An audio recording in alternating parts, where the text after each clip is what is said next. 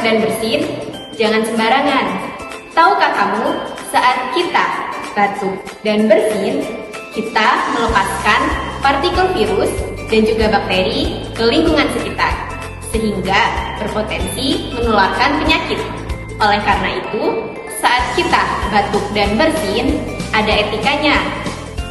Yang pertama, gunakan tisu untuk menutup hidung dan mulut saat batuk dan bersin.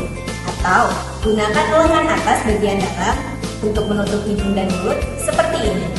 Yang kedua, membuang tisu setelah digunakan ke dalam tong sampah. Yang ketiga, mencuci tangan dengan sabun di air mengalir atau mencuci tangan berbasis alkohol.